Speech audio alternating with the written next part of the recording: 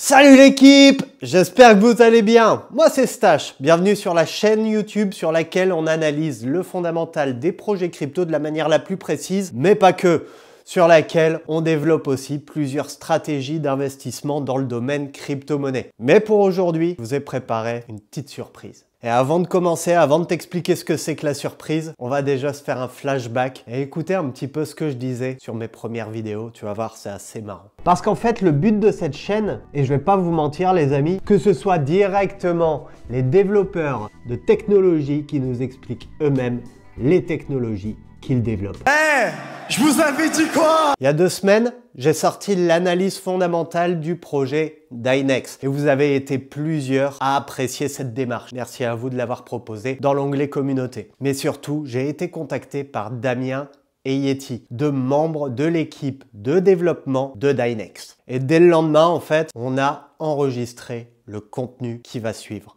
Une interview complète de Yeti, responsable de la sécurité et du développement du projet, que je vous ai totalement traduite en français, histoire que vous n'ayez pas besoin de passer l'entièreté de la vidéo à regarder des sous-titres. C'est ce que c'est, ça peut être chiant. Mais je l'ai aussi laissé juste en dessous au format brut, sans traduction, histoire que la communauté anglophone puisse avoir elle aussi accès à cette vidéo. Je vous souhaite de passer un bon moment. J'espère que cette interview vous sera bénéfique pour comprendre encore plus le projet qui fait bien les potes. Y a-t-il un problème si j'enregistre? Non, t'es plus que le bienvenu de l'enregistrer.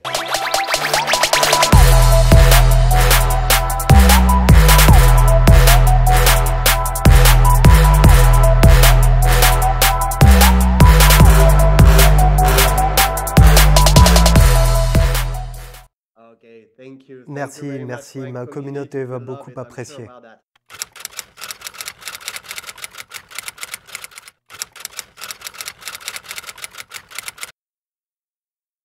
Donc, Monsieur Yeti, tu es le responsable du développement de l'écosystème et de la sécurité chez Dynex depuis longtemps, je pense. Eh bien, officiellement, j'ai rejoint les équipes il y a 3 semaines. Officieusement, j'ai aidé l'équipe depuis un bon moment. J'ai pris par exemple l'avion pour l'Amérique pour faire des apparitions télévisées sur Bloomberg ou Fox Business, ce qui était probablement la chose la plus stressante que j'ai jamais faite, avec toutes ces caméras et toutes ces lumières. Mais pour dire la vérité, c'était une bonne expérience, une très bonne expérience. Ouais, j'imagine bien, mais quel projet! Ça m'a totalement défoncé le cerveau tellement au niveau technologique il est compliqué à expliquer. Dynex est une prouesse technologique. Je suis entré dedans parce que j'ai vu le potentiel de ce qu'il pourrait être sur le long terme et progressivement, on y arrive, comme tu peux le constater. Au cours des 6 à 8 derniers mois, l'équipe de développement a travaillé sans relâche pour développer les mises à jour et nous progressons petit à petit vers nos objectifs. Mais il y a encore pas mal de mises à jour à venir, et ce qui est probablement incroyable à dire, non? Il est déjà incroyablement efficace et rapide dans ce qu'il fait. Et il y a encore plus à venir. Et en ce qui me concerne, Entrer dans la technologie de prochaine génération a toujours été ce qui m'a intéressé et ce que j'ai toujours fait. Avoir la chance de travailler avec ce genre de technologie n'arrive pas tous les jours. Alors, quand ils m'ont offert une opportunité de faire un test, je l'ai pris très au sérieux. J'ai donné de bons retours et nous avons progressé dans cette direction. Et maintenant, ils m'ont offert un poste parce qu'ils apprécient mon aide et ma contribution. Donc ça a été 6 mois à la fois bons et fous, pour dire la vérité. ouais, j'ai cette impression en effet. D'ailleurs, tu parlais Yeti de technologie et je voulais rebondir sur le Q-score. 140 pour la machine Quantum d'IBM et 15 000 pour Dynex. C'est incroyable. Ouais, ce que je veux dire, c'est que c'est assez drôle quand ils pensent parce que ça semble totalement ridicule, n'est-ce pas? Comme tu peux le constater, tout le monde est juste dépassé. Pour être honnête, ce chiffre, c'est là où ça s'est arrêté. On aurait pu aller encore plus loin. On aurait pu confirmer que si le système et la note Q de cette société nous avaient permis d'aller plus loin, on aurait pu être encore plus haut sur le score. C'est la partie à laquelle on peut penser. Mais notre Q-score est si élevé à cause de la manière dont la technologie interagit. Au lieu d'avoir simplement une seule infrastructure centralisée, partout dans le monde, nous avons des connexions qui peuvent être mobilisées pour résoudre un problème ou accomplir un travail et être en mesure de le rendre efficace. Et ce qui rend Dynex si attrayant pour beaucoup d'entreprises et de personnes qui le testent.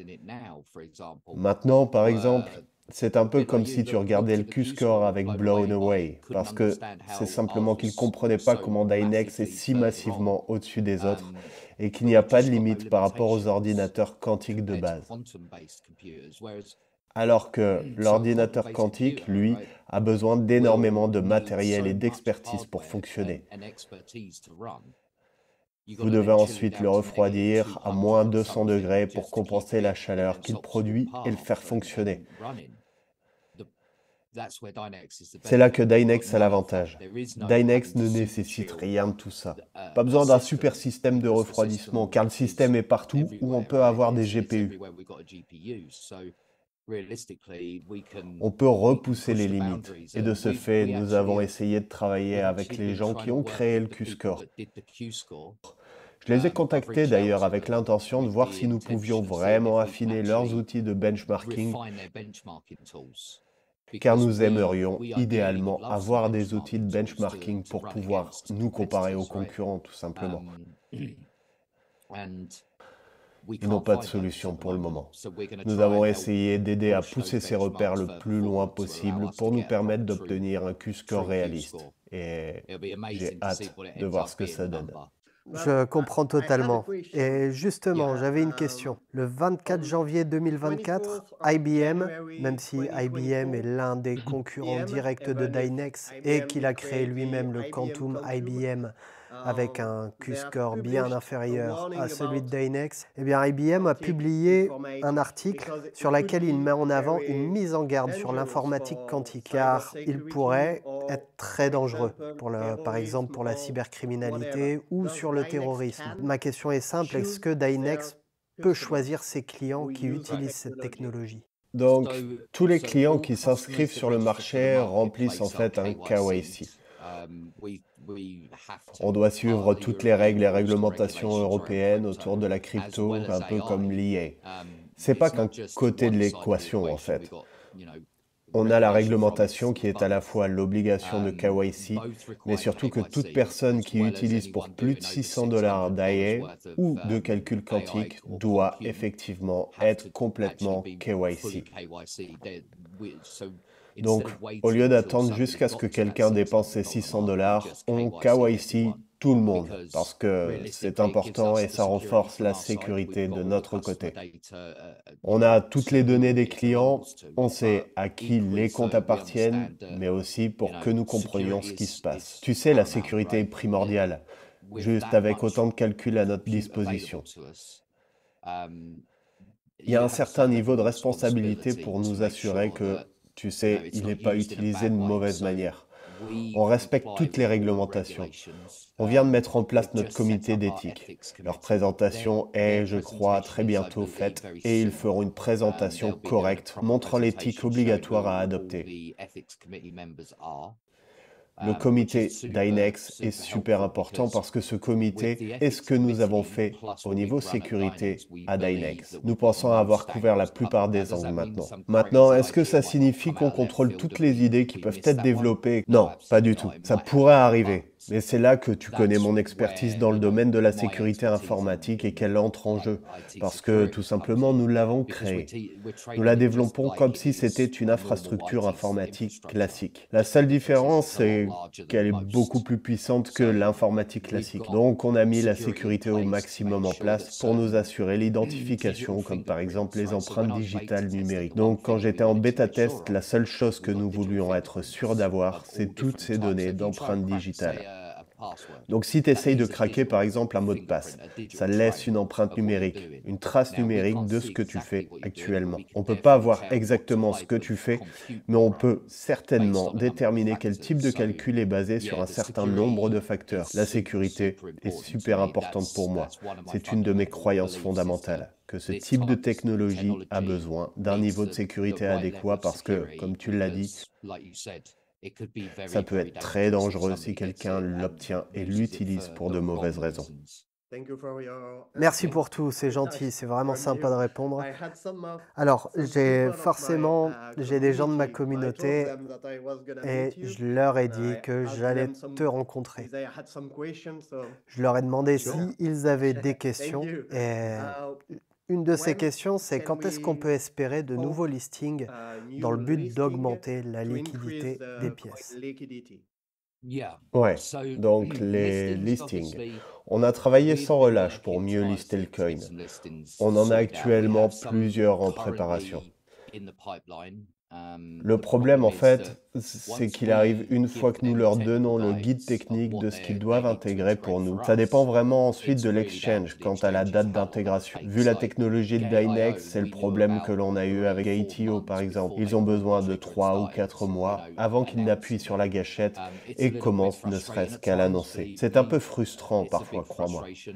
Une grande frustration. On adorerait faire ce qu'on avait prévu, c'est-à-dire amener l'équipe à l'endroit où on souhaite, mais ce genre d'affaires prend un peu de temps pour passer les défis. Personnellement, j'ai eu un cours intensif sur la manière de travailler au quotidien avec les exchanges et c'est pas quelque chose que j'avais déjà fait auparavant. Donc je travaille beaucoup en sous-marin, pour le moins, pour dire au final, vraiment. Et donc le plan est que nous voulons arriver sur au moins un exchange en particulier qui serait parfait. C'est notre objectif, d'arriver sur des exchanges de niveau 2, comme Gate.io ou MEXC, bien que Gate.io soit probablement quelque part à la frontière entre un niveau 1 et niveau 2 avec le volume qu'il passe. Ce que je veux dire, c'est que nous recherchons comme objectif principal, c'est l'ouverture du marché américain. Parce qu'en ce moment, il n'y a pas d'exchange sur lequel nous sommes sur le marché américain. Il y a quelques façons de contourner ça, mais de façon réaliste, l'Amérique est bloquée en ce moment parce qu'il n'y a pas d'exchange pour ça. Donc le plan est d'essayer de travailler sans relâche, d'obtenir un niveau 1 qui est disponible en Amérique et ensuite de faire le travail à partir de là. Donc nous avons un exchange de niveau 1 comme un Binance, un Kraken ou un KuCoin. Ce genre de niveau d'exchange est ce vers quoi nous travaillons en ce moment. Ouais, c'est un peu n'importe quoi parce que, par exemple, quand tu vois tous ces shitcoins qui sortent tellement facilement et en plus qui sont listés rapidement sur des grandes plateformes, mais des projets comme Dynex, Ouais, je veux dire, c'est ça la plus grande frustration. J'ai essayé de comprendre du comment c'est possible que de nouvelles pièces qui sortent tous les 2 jours et d'un coup, ils sont tous sur les grands exchanges et je comprends pas vraiment pourquoi. Mais je pense que ça se résume tout simplement à l'intégration. Beaucoup d'entre eux sont compatibles avec EVM. Et si ta pièce est compatible EVM, ça simplifie grandement les choses. Ça leur facilite la tâche et Dynex est un projet par contre unique en son sens, qui à la base était un réseau privé. À l'heure actuelle, ce n'en est plus un. Il y a des défis à relever pour relier tout le système parce que je ne peux pas simplement demander à modifier le système pour qu'il s'adapte pour Dynex, car le système a sa propre manière de fonctionner. Beaucoup de gens me demandent pourquoi nous avons déprivatisé en profondeur le réseau Dynex parce que nous sommes une entreprise européenne et malheureusement, Mika a comme objectif de supprimer toutes les cryptos privées. C'est clairement ce que Mika a prévu de faire. Nous avons donc pris les mesures appropriées pour expliquer à la communauté. On leur a dit, regardez, voilà ce que prévoit de faire Mika et voici les choix que nous avons. On a laissé le choix à la communauté. Elle a voté en faveur de la sortie de la chaîne privée et donc de tout ça. Et avec tout ça, c'est beaucoup de temps perdu avec les exchanges d'essayer d'expliquer ce que nous avons changé, comment ça fonctionne, mais aussi ce qu'ils doivent faire pour être en capacité de supporter Dynex, par exemple, pour leurs nœuds et toute la technologie. Pour dire vrai, c'est énormément de boulot avec les exchanges en ce moment. Je me permets d'intervenir, messieurs. Yeah.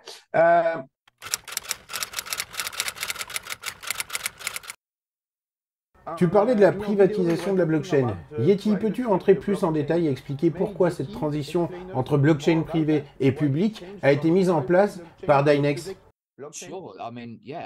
Bien sûr, et c'est même une très bonne question, Damien, merci pour ça. En Europe, une nouvelle loi sur la régulation des cryptos est en projet, mise en place par MiCA.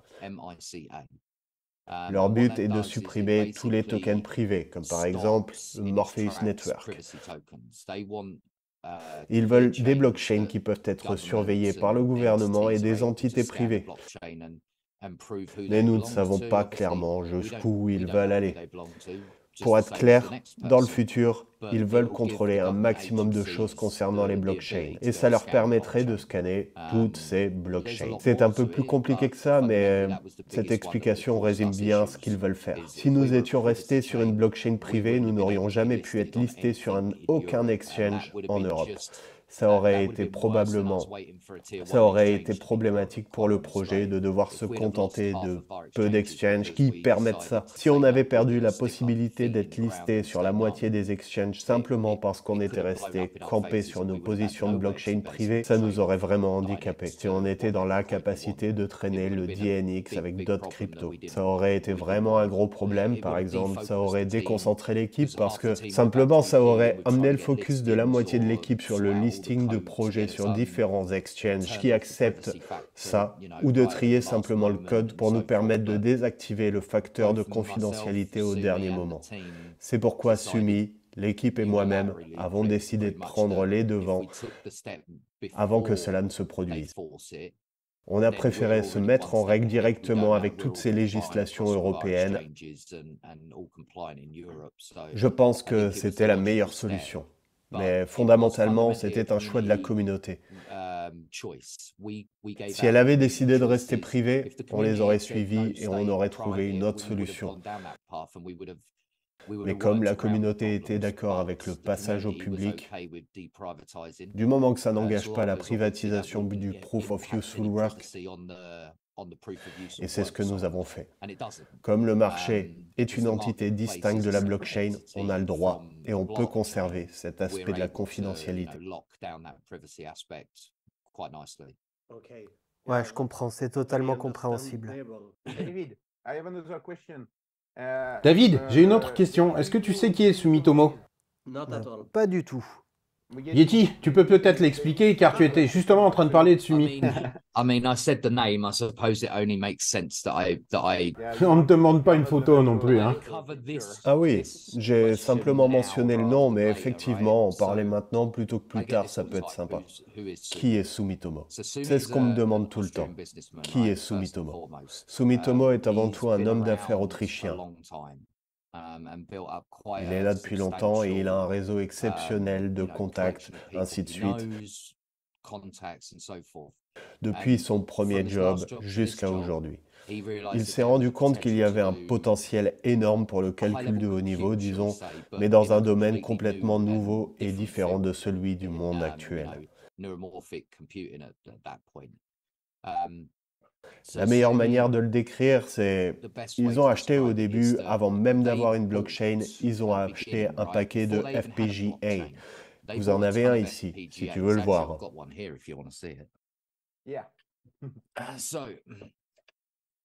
Voici une des premières unités de développement de Dynex. C'est ce qu'ils ont construit avant d'avoir la blockchain. Il s'agit d'un 12 FPGA Cyclone Base qui peut évidemment émuler le chip Dynex et la façon dont le Proof of Useful Work fonctionne.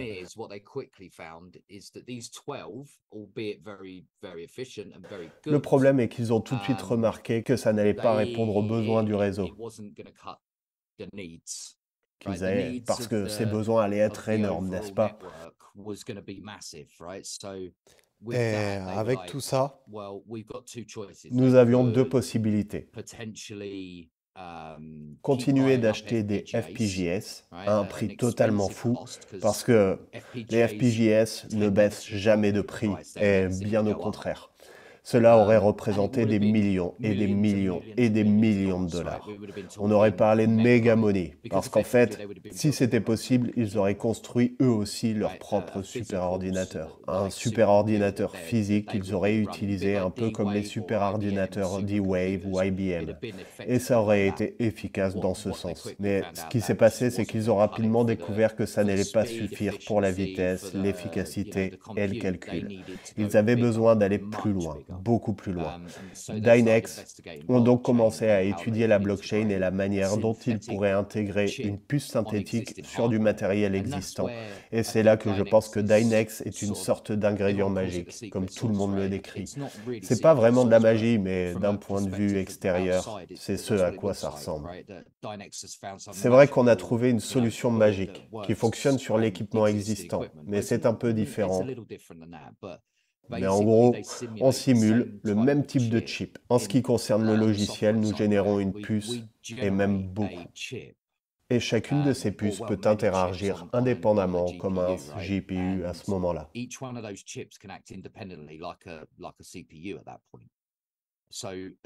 Prenons par exemple un GPU de 370, car c'est probablement ce que la plupart des gens utilisent. Ça génère environ 400 puces. Ces 400 puces peuvent être utilisées pour 400 tâches différentes. Une carte graphique peut donc effectuer 400 tâches.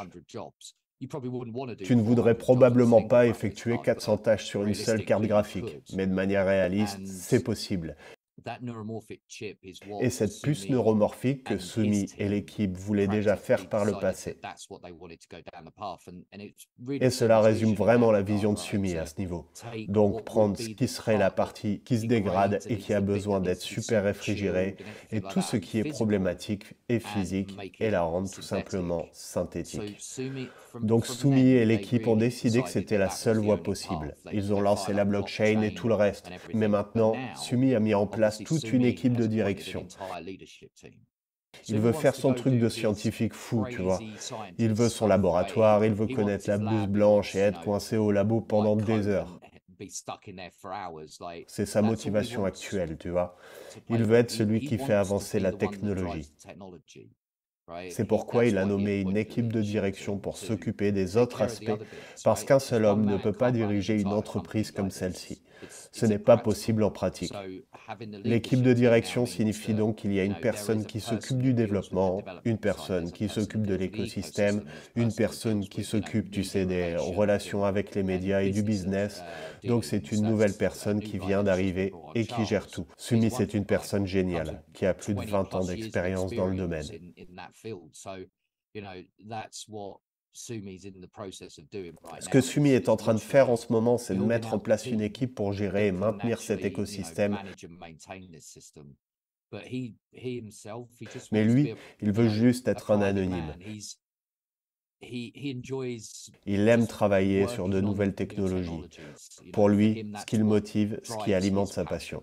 Je comprends donc pourquoi certaines personnes veulent qu'il soit reconnu dans le monde. J'apprécie également cela, tu sais. Si tu regardes les choses sous l'angle du business, dans le monde des affaires, on ne connaît pas forcément tous les employés d'une entreprise, n'est-ce pas? Et j'apprécie ça. Je possède ma propre entreprise au Royaume-Uni et j'apprécie que tout le monde n'ait pas besoin de savoir qui dirige l'entreprise. Et cette philosophie me vient aussi du côté de la crypto-monnaie. J'apprécie tous les aspects de l'équation. Tu sais que tous les gens veulent savoir. Et est-ce qu'il finira par vouloir se montrer un peu plus? Je pense que seul l'avenir nous le dira. Quand nous avons rejoint l'équipe, l'entreprise, et qu'on a commencé à former l'équipe, comme l'équipe dirigeante, on a demandé à chacun s'il souhaitait être mis en avant. C'est une question de choix. Ça ne me dérange pas. J'ai été, tu sais, j'ai été ici et partout où je passe à la télé. Je ne vais pas avoir peur que mon nom soit divulgué. Mais contrairement à moi, beaucoup de gens souhaitaient garder l'anonymat. C'est un choix. J'aimerais que Sumi se mette plus en avant à l'avenir. J'en ai parlé à de nombreuses reprises et je pense qu'il serait formidable que les gens apprennent à le connaître, mais tu sais, c'est surtout la question de savoir quand lui se sentira à l'aise. Je comprends, mais ce genre de décision peut apporter une certaine ombre sur un gros projet comme Dynex, non? Oh, fais-moi confiance hein, par rapport à ça. Je comprends totalement. En fait, je parle à Sumi pratiquement tous les jours et on en a parlé aussi avec Damien quand il est venu me rendre visite. Le but était de passer en revue les choses et la première chose qu'on avait besoin de mettre en place rapidement, c'était l'équipe de direction. On devait faire connaître ces personnes au monde afin que au moins les clients et les investisseurs les connaissent et puissent potentiellement avoir un visage, un nom pour voir s'ils ont, tu sais, la crédibilité, les connaissances et la compréhension nécessaires pour vraiment faire fonctionner ce projet. J'apprécie ça. Et tu sais, t'as entièrement raison. C'est possible et pour être franc, nous sommes totalement ouverts et honnêtes à ce sujet, mais on comprend que cela ait jeté une ombre jusque maintenant. Le fait que l'équipe soit connue maintenant, ça change tout en fait. Évidemment, ça a un peu aidé. C'est une bonne étape franchie, n'est-ce pas? Mais ça dépend surtout des préférences personnelles de chacun. Et si quelqu'un ne se sent pas à l'aise, je comprends parfaitement que l'anonymat est nécessaire pour lui, et je respecte totalement ça. Mais tu as raison. C'est sûr que ça peut jeter un ombre sur un projet, et c'est même sûr à 100%. C'est pourquoi l'une des raisons pour lesquelles je suis heureux de faire ce style d'échange, c'est parce que plus nous prenons la parole et expliquons ces raisons, plus les gens peuvent comprendre et plus ils comprennent notre prise de décision, pour ainsi dire. En fait, ce qu'on souhaitait mettre en avant concernant l'anonymat de Sumi, le CEO du projet Dynex, eh bien c'est tout simplement la dangerosité d'apparaître à visage découvert. Le monde crypto peut être dangereux à cause des dizaines de milliards d'euros qui transitent par ce marché. Pour comprendre facilement pourquoi Sumi souhaite rester anonyme, c'est un petit peu comme si Gotham City, l'entièreté de la ville connaissait l'identité de Batman. Imagine un petit peu la dangerosité dans laquelle Bruce Wayne serait confronté, à la fois pour lui, mais aussi pour ses proches. C'est pour ça que Sumi garde l'anonymat, un petit peu comme Satoshi Nakamoto. De grands pouvoirs impliquent de grandes responsabilités, et de grands pouvoirs impliquent aussi un certain anonymat. Ouais, merci d'avoir clarifié ça, parce que c'est un des points négatifs que j'ai mis en avant sur ma vidéo. Et j'apprécie que tu prennes le temps de répondre. D'ailleurs, j'ai regardé ta vidéo. Damien m'a aidé pour la traduction et par contre, tes recherches et les explications sur le projet Dynex sont sincèrement très bien faites. J'apprécie tout le travail que tu as fait, car la manière dont tu as fait tes recherches, ça a certainement pris un certain nombre d'heures. Et sérieusement, tu as fait du bon boulot. Bravo. Merci, c'est sympa. Ouais, je t'avoue que ça m'a pris beaucoup de temps. Ouais, je peux imaginer, ouais. D'ailleurs, sur ce point, quelles sont vos stratégies pour faire comprendre le projet plus facilement aux investisseurs et à monsieur, madame, tout le monde?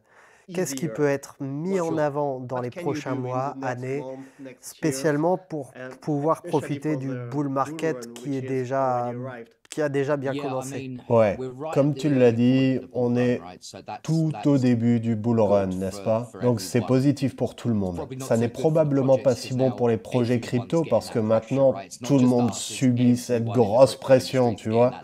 Et il n'y a pas que nous, tout le monde dans l'industrie de la crypto qui est mis sous pression parce que tout le monde veut gagner de l'argent. J'ai aucun problème avec le fait que tout le monde parle pour gagner de l'argent, d'accord? Je serai le premier à vous dire s'il y a de l'argent à gagner, mais c'est qu'une partie intégrante de la crypto.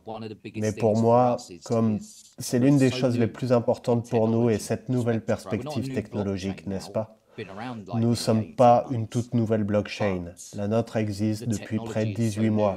Mais la technologie est si nouvelle qu'il est très difficile pour les gens de comprendre. Si dans la vie de tous les jours tu parles de network neuromorphique, alors les gens te regardent avec une mine déconstruite.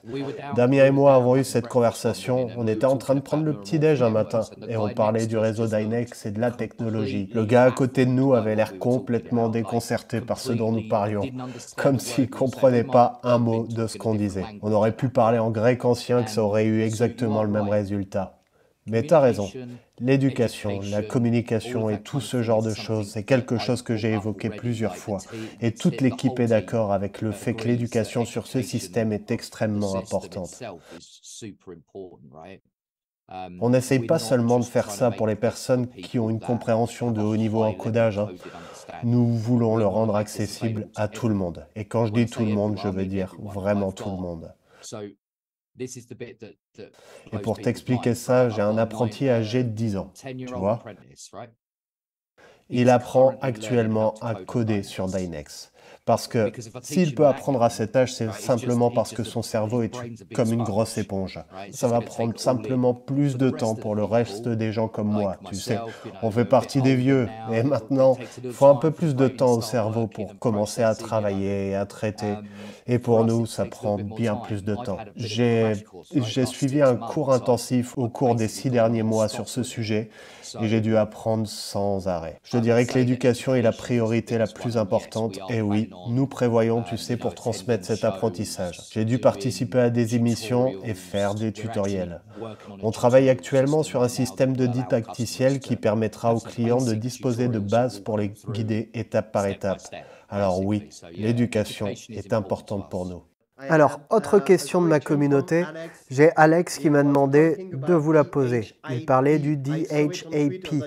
Et en fait, j'ai vu sur Twitter que vous en aviez mis un en place le 29 février 2024 avec 10% de paiements qui sont reversés aux personnes qui participent.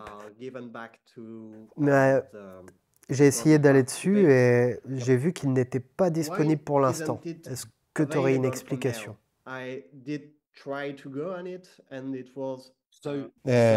En fait, le programme d'incitation de Dynex dispose désormais d'une plateforme complète. Elle a été publiée hier et tu peux y accéder. Il s'agit du DHAP Dynex sur coin.org et maintenant ça remplira essentiellement la zone complète du programme d'incitation des détenteurs. Maintenant, c'est beaucoup plus simple car tous les portefeuilles ont été mis à jour. Un tout nouveau portefeuille GUI est sorti hier. Même si les gens croyaient que c'était une blague, mais pas du tout. On l'a fait. Nous avons publié un nouveau portefeuille. Il a fait l'objet d'une mise à jour massive qui fait beaucoup de différence. Et ça s'accompagne de toutes les incitations pour les détenteurs d'une preuve de réserve et toutes tes preuves concernant tes avoirs. Tu prends ensuite cette preuve, tu la mets dans le système et chaque mois, tu reçois ton retour. L'idée, en fait, c'est qu'avant, c'était partagé à 70-30, entre ce que Dynex gagnerait et ce que les mineurs recevraient. Donc 30% pour nous et 70% pour les mineurs. Mais maintenant, c'est que 20% pour Dynex et les 10% restants, nous les répartissons entre tous les détenteurs. Il ne s'agit pas de stacking, car tu n'es pas obligé de verrouiller tes fonds.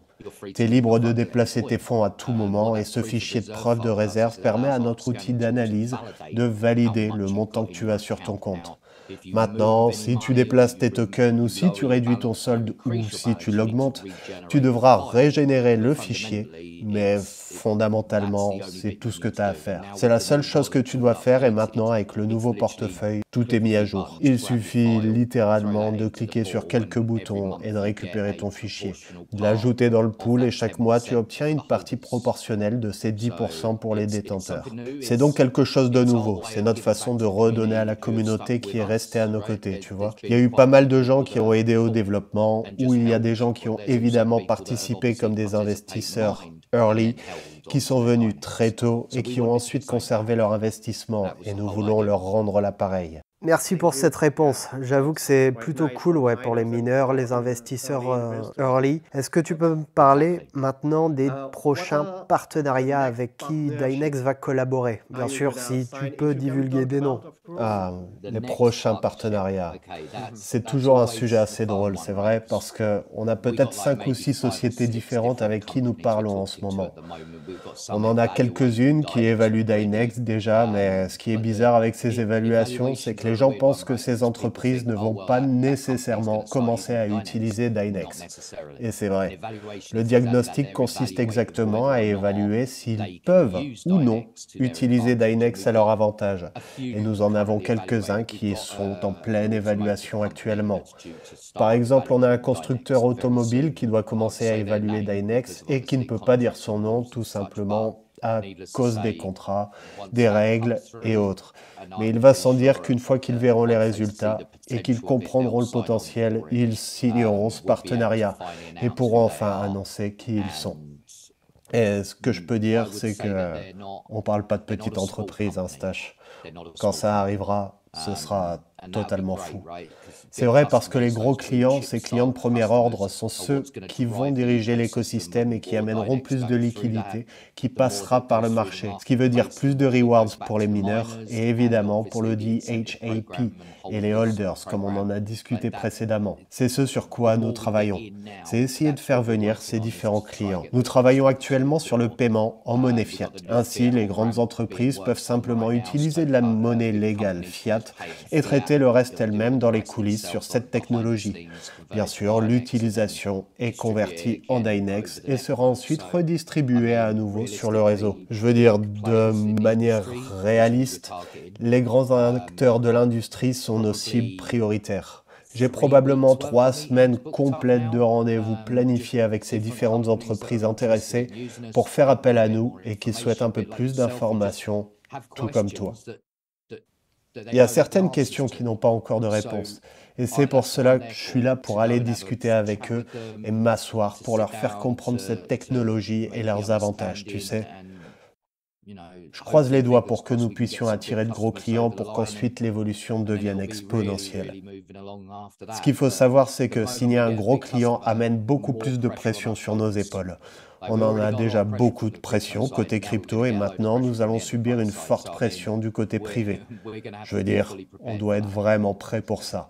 Ouais, j'imagine que c'est un gros taf en effet. Alors, ouais, je pense que ce sera ma dernière question. Quelle est la technologie pour toi, Yeti, que tu préfères dans le projet Dynex, si tu en as une à choisir? Alors, pour moi, toutes les technologies de Dynex sont complètement folles. Mon entreprise actuelle, celle que j'ai ici, propose de l'industrie automobile à grande échelle pour le nec plus ultra de l'industrie. Donc, j'ai déjà ce lien avec l'industrie automobile depuis 12 ans maintenant.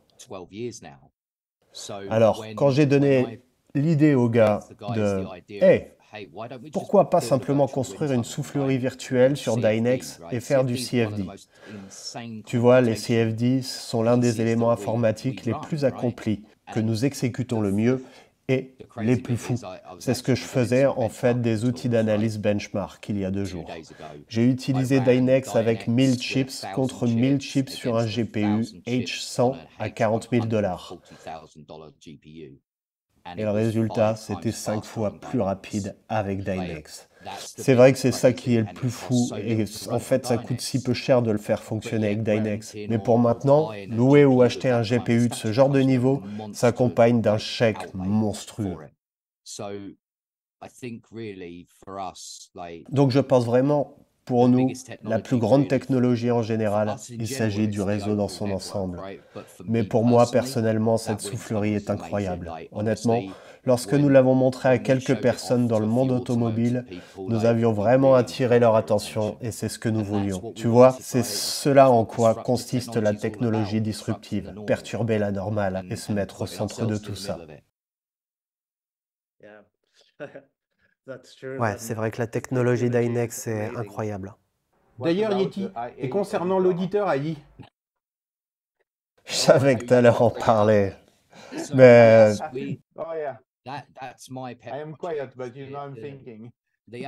tu sais, je pense à l'auditeur IA, c'est aussi un très gros projet. On peut désormais auditer n'importe quelle forme de code. Nous l'avons fabriqué sur la base de Dynex. Nous avons eu beaucoup de chance d'être évidemment les premiers à utiliser Dynex. On a eu donc l'avantage de pouvoir obtenir des résultats très rapidement, mais notre développement d'IA est toujours en cours de réalisation pour le moment. Une fois qu'elle sera terminée, par contre, elle sera évidemment prête à être dévoilée au monde. J'aimerais peut-être revenir, refaire une discussion avec toi et te donner un tutoriel complet à ce sujet pour te le montrer. Et si on fait fonctionner les communications bidirectionnelles, je pourrais simplement amener l'auditeur IA dans le chat et ta communauté pourra elle-même échanger avec l'auditeur IA à un niveau encore jamais atteint. C'est fantastique. Mais je pense que, pour être honnête, il s'agit d'une conversation entièrement distincte de celle qu'on a actuellement. On peut s'organiser ça pour une prochaine fois. Absolument, ouais, carrément, avec plaisir même. Ça va être tout pour aujourd'hui par contre, parce que tout simplement Zoom va couper. Merci Clifford d'être venu discuter. Merci à toi, c'était un plaisir. Merci Damien pour ta présence, tes connaissances et tout ce que tu apportes. C'était avec plaisir. Et je tiens à vous dire, c'était une très belle discussion. Yeah, we are happy to add it. Even if I'm a bit quiet.